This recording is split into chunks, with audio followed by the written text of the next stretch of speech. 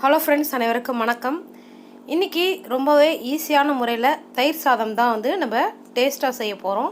இது எப்படி செய்யுதுன்னு பார்க்கலாம். ஃபஸ்ட்டு நம்ம ஒரு தாளிப்பு கொடுத்துடலாம்.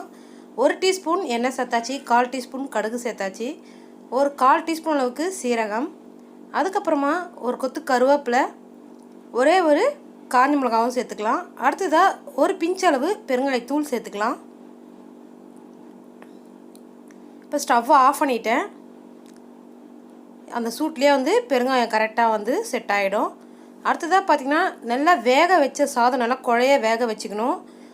அதாவது ஒரு ஆள் சாப்பிட்ற மாதிரி இருக்குது. இதில் 1 கப்பு அளவு தயிர் சேர்த்துக்கலாம்.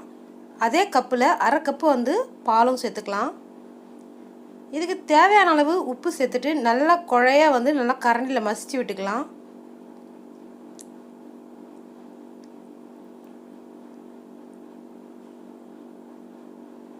இப்போ பாருங்கள், நல்லா கலந்து விட்டாச்சு.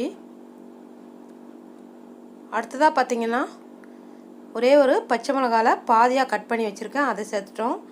அடுத்தது இஞ்சும் கொஞ்சமாக சேர்த்தாச்சு. கேரட் துருவல் ஒரு 1/4 கப் அளவு போல் சேர்த்துருக்கேன். கொஞ்சமாக கொத்தமல்லி சேர்த்துட்டோம். அடுத்ததாக தாளிப்பையும் சேர்த்து மிக்ஸ் பண்ணிட வேண்டியதான். அவ்வளோதான் ஃப்ரெண்ட்ஸ், நம்ம சூப்பரான தயிர் சாதம் ஒரு நிமிஷத்துலேயே ரெடி ஆகிடுச்சு பாருங்கள். இது கூட பார்த்திங்கன்னா, நீங்கள் மாங்காய் இருக்குது பார்த்திங்களா, அது துருவல் கூட சேர்த்துக்கலாம். அதுக்கப்புறம் மாதுளம்பழம் கூட நீங்கள் சேர்த்துக்கலாம். ரொம்ப டேஸ்ட்டாக இருக்கும். அவ்வளோதான் ஃப்ரெண்ட்ஸ், நான் சர்வ் பண்ணிடுறேன். நீங்களும் கண்டிப்பாக இந்த தயிர் சாதம் ரெசிபியை ட்ரை பண்ணி பாருங்கள். உங்கள் குழந்தைங்களாம் ரொம்ப விரும்பி சாப்பிடுவாங்க.